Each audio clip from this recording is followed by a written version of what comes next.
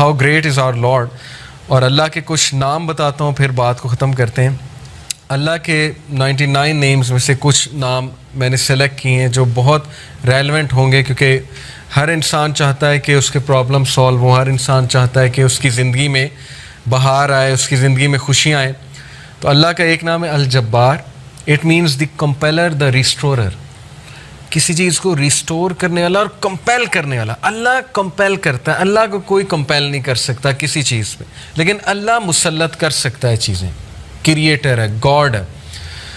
मुझे एक आलिम दीन ने कहा था कि अगर कोई बंदा किसी एडिक्शन में मुसल्लत है और उससे वो नहीं छूट रही, तो वो अल्लाह को इस एट्रीब्यूट से पुकारे कि या Al Jabbar please compel me to leave this, क्योंकि अल्लाह को ये बहुत पसंद है कि अल्लाह को उसके नामों का वास्ता दिया जाए। ये वसीला लेना चाहिए। नबी सल्लल्लाहु अलैहि वसल्लम अल्लाह के नामों का वसीला लेते हैं, और अल्लाह के जो नाम है उसका एक ख़ास मकसद है। अल जब्बार है द कंपेलर। मिसाल के तौर पे एक बंदे से फजर पे नहीं उठा जाता, उसने बड़ी कोशिश की है, वो ये दुआ करे कि ओ Al Jabbar compel me to wake up for फजर। या अल्लाह ए अल जब्बार मुझे कंपेल करें कि मैं फजर पे उठूँ, मुझे कंपेल करें मैं नमाज़ें शुरू कर दूँ। फिर आप देखें अल्लाह ताला किस तरह आपको रिप्लाई करता है, क्योंकि अल्लाह को बहुत पसंद है। जितना जिसके पास अल्लाह का नॉलेज होगा और उस नॉलेज की बेसिस पे अल्लाह को पुकारेगा, ये इतना ज़्यादा अल्लाह सुब्हानहू व तआला जो है उस बंदे की कदर करेगा। क्यों? क्योंकि उस बंदे के पास अल्लाह के नामों का इल्म है। आपको पता है सुलेमान अलैहिस्सलाम का जो एक दरबारी था, वो जिन ने कहा था ना मैं ले आऊँगा तख्त, लेकिन वो जो दूसरा था उसने कहा मैं पलक झपकने में ले आऊँगा, और वो बंदे के पास अल्लाह के नामों का इल्म था। ये खैर डिस्कशन कहीं और चली जाएगी, वो फिर सूफ़ीज़म आ जाती है इसमें सारी। सूफ़ीज़ बहुत सी बातें करते हैं, खैर हम उस साइड पे नहीं जाएंगे। तो एनीवे अल्लाह के नामों में बहुत पावर है, अल्लाह के सारे एट्रीब्यूट्स में। तो अल जब्बार है द कंपेलर। अल कहार, अल कहार का मतलब है द एवर डोमिनेटिंग। जब बंदा किसी मसले में फंसा हो और उससे लग रहा है कि दूसरे उसको डोमिनेट कर रहे हैं, स्पेशली उसके दुश्मन, बिज़नेस डीलिंग में फंसा हुआ है कुछ, तो फिर बंदा अल्लाह को अल कहार के नाम से पुकारे, द एवर डोमिनेटिंग, कि अल्लाह तू एवर डोमिनेटिंग है, कभी भी मेरे दुश्मन मुझ पर डोमिनेट ना कर जाएं। अल्लाह मैं तेरी हिफाजत पकड़ता हूँ, मैं अल कहार की हिफाजत पकड़ता हूँ। अल्लाह को ये दुआ कितनी पसंद आएगी, अल्लाह ताला को आपका ये पुकारना कितना पसंद आएगा कि ये बंदा मेरे नाम को जानता है, मेरे नाम को एक्नॉलेज कर रहा है, मेरे एट्रीब्यूट को एक्नॉलेज कर रहा है, और उस नॉलेज की बेसिस पे मुझे पुकार है। अल्लाह ताला का एक नाम है अल फत्ताह। अल फत्ताह का मतलब है द ओपनर, खोलने वाला, रास्ते खोलने वाला। जब हर चीज़ ब्लॉक्ड है उसको खोलने वाला अल्लाह है।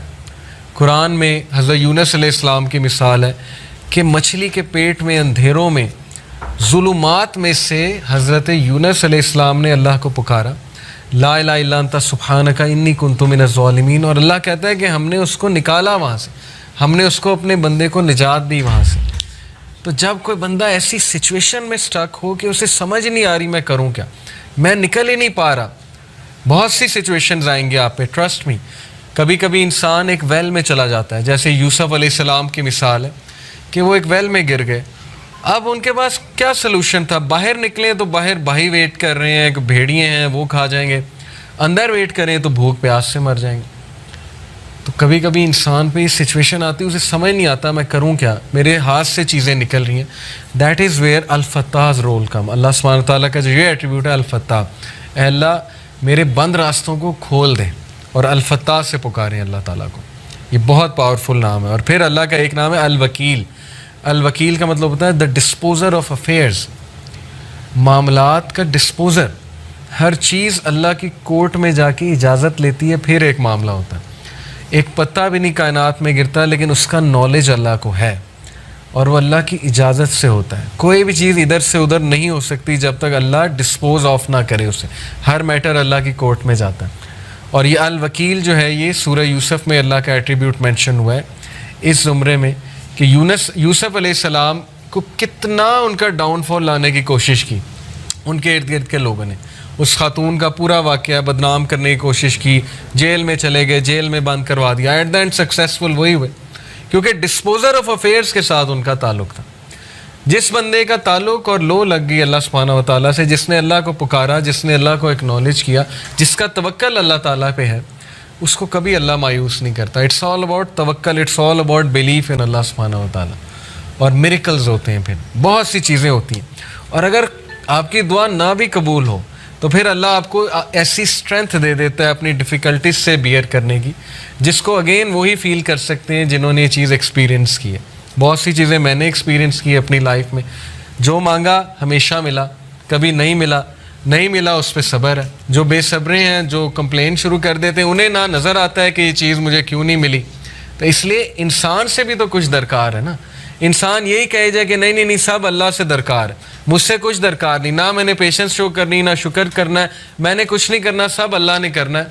नाउज़ बिल्लाह, ये तो फिर वो जीनी इन द लैम्प वाला कॉन्सेप्ट है कि हुक्म मेरे आका अल्लाह, जीनी नहीं है। नाउज़ बिल्लाह, अलादीन वाला कॉन्सेप्ट नहीं है कि चिराग रगड़ा, हाथ उठाए कि यार अब मर्सिडीज़ दे दे, तो बस अभी 5 मिनट बाद मर्सिडीज़ सामने होनी चाहिए, नहीं हुई तो अल्लाह से नाराज़। ये कॉन्सेप्ट नहीं है। हमारी यूथ का अनफॉर्चुनेटली ये कॉन्सेप्ट है कि जो मांगा अभी दे, अभी इसी वक्त दे दे, और नहीं दिया तो इसका मतलब मेरी दुआ नहीं कबूल हुई।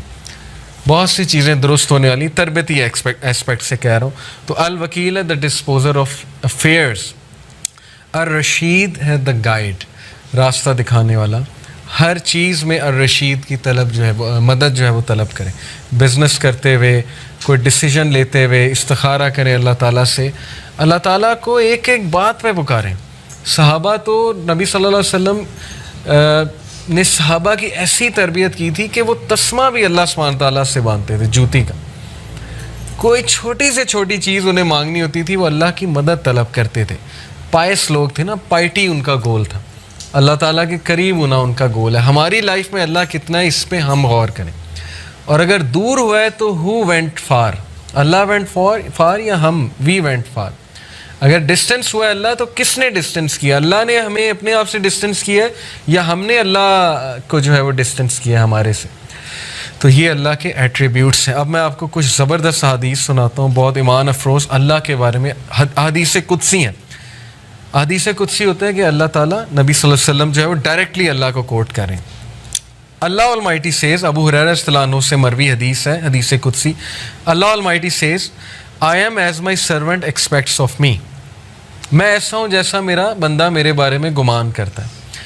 आई am with him as he remembers me, if he remembers me in himself I will remember him in myself. अगर वो मुझे अपने आप में याद रखता है तो मैं उसे अपने आप में याद रखता हूँ। इमेजिन करें, जो बंदा अल्लाह को पुकारता है, याद रखता है, दिल में अल्लाह से बातें करता है, या नमाज में बातें करता है, या वैसे ही हाथ उठा के अल्लाह से दुआ करता है, अल्लाह ताला उसको रिस्पॉन्ड भी करता है और अल्लाह उसको याद भी करता है। If he mentions me in a gathering I will mention him in a greater gathering. We are lucky. आप लोग बाय कोइंसिडेंस यहाँ नहीं आए। लोहे महफूज में creation of havens and earth से 50,000 साल पहले ये सीन लिखा हुआ है। दिस इज़ तकदीर, ओके, द डिवाइन डिक्री। तकदीर के बहुत से लेवल्स हैं, 5 लेवल्स हैं। दो हाईएस्ट लेवल है वो है द डिवाइन डिक्री। लोहे महफूज में हम सब का यहाँ बैठना लिखा था, आप सब के नाम दर्ज थे, और ये सादत दर्ज थी कि ये लोग बैठ के अल्लाह की बात करेंगे और ये लोग बैठ के अल्लाह को याद करेंगे। तो अल्लाह कह रहा है कि जो मुझे गैदरिंग में याद करता है, मैं उसे उससे बेहतर गैदरिंग में याद रखता हूँ। अब देखिए, हम यहाँ अल्लाह की बात कर रहे हैं, अल्लाह की हम बयान कर रहे हैं। इंशाअल्लाह मेरा बिलीफ है अल्लाह हमारी बात वहाँ किसी बेहतर, इससे बहुत बेहतर गैदरिंग फरिश्तों के साथ, अब अल्लाह आलम। लेकिन ये कि अल्लाह ने गारंटी दी है कि जो कोई मुझे मेंशन करता है किसी गैदरिंग में, मैं उसे मेंशन करता हूँ इससे ग्रेटर गैदरिंग में। When he draws near me by the span of his hand, जब वो मेरे करीब आता है एक हाथ के फासले के, तो यानी इतने डिस्टेंस के, एक स्टेप लेता है। I draw near him by the length of a cubit, तो मैं 1 मीटर या 1 क्यूबिट के फासले से उसके करीब आता हूँ। ये एक मेटाफोरिकल बात है कि जब तुम पहला स्टेप लेते हो तो अल्लाह ताला उसके रिटर्न में डबल द स्टेप्स या 10 टाइम स्टेप लेता है। साबित क्या हुआ कि हमें शो करना पड़ेगा अल्लाह को कि मैं आना चाहता हूँ आपकी तरफ।